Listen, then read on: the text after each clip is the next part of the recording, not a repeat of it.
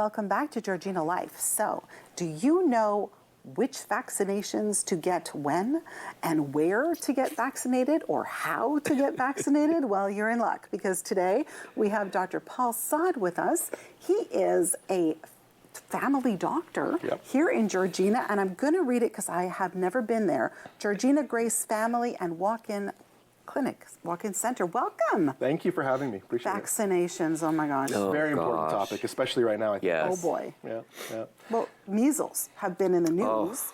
So, I mean, people out there may not even know if they were vaccinated at all. Absolutely. Well, I mean, measles vaccines have been around for years, for generations now. So chances are most people have been. Yes. But thankfully, there is a blood test to see if you're still immune to it. You can always come into a clinic or see your family doctor. They can order what's called a titer to see if you are still immune to measles, mumps, rubella, all those important ones. So.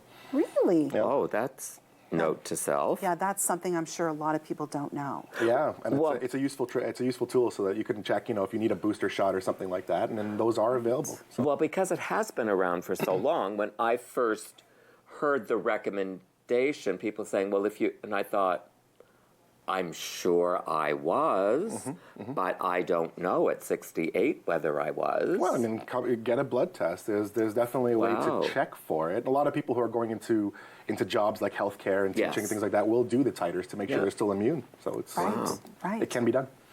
Well, you vaccinate. I mean, I know I had little ones, so I know that you vaccinate children usually very, very young. Yeah, we start at 2 months old. Yeah, exactly, right? Yeah. And I remember the things like MMR, measles, mumps, rubella, that's the one. all of that. So they start at 2 months old? They start at 2 months old. We go 2, 4, and 6 months, and then there's some booster shots at a year old, 15 months, and then 18 months. Wow. So that's sort of the childhood vaccines. There's a very set schedule. Right. Believe it or not, there are actually a few optional vaccines too for meningitis, which you could always ask your family doctor about. Right. And they're good, but not as useful in this part of the world, but they're good vaccines. They definitely work very, very well. And then after that, it goes 5 years, and then every 10-year boosters after that. So there are age-appropriate vaccines in essence. And I think that's what we don't necessarily understand, because as a result of COVID, everyone was getting not one, not two, I have had a total of 6. Yeah. Now, my mother-in-law, God rest her soul, was in long-term care, so we had 2. But I got to the point where I was just saying, take an arm, any arm. Yeah, just let's go, right? Yes. There are different vaccines which are they last longer. Some vaccines will give you sort of a lifelong immunity. Hepatitis, measles, hopefully, are some of those. There are some vaccines which need to be boosted because the viruses are so clever and mutate and take on different strands. There's about 1,000 strands of flu right now, I think. I may be exaggerating a little bit, but that's why flu shots are every year. And COVID, as we know, is a very smart virus. It evolves, mutates, and so that's why there's so many boosters. And so some vaccines are once and you're good, and some vaccines need to be done every year or more. Well, that's good to know, but I have a question for you, because if you're traveling, remember you used to have to go to see your doctor and get specific vaccinations for whichever place you were going to. Is that still a thing? It is still a thing. Travel medicine is a specialty. There are some doctors which will get like a certificate in travel medicine. Oh, I didn't know. Yeah, and they'll be able to specifically take the region you're going, and are you going out into for example, the rainforests? Are you going to be going out into villages and towns and sampling food? And which vaccines you might be qualified for depending on where you're going. Right. Generally, like for example, resort travel and things like that, it's pretty standard. They boil their food, they use bottled water, so there's a lot less risk on a resort. So it's just maybe hepatitis A and B, which would be a good vaccine to get before you go. Make sure you're up to date on your tetanus booster. And some people will get what's called Dukoral, which is the liquid one for diarrhea, for cholera. Yes. That's another one to help you when you're traveling. I didn't think about Dukoral and cholera.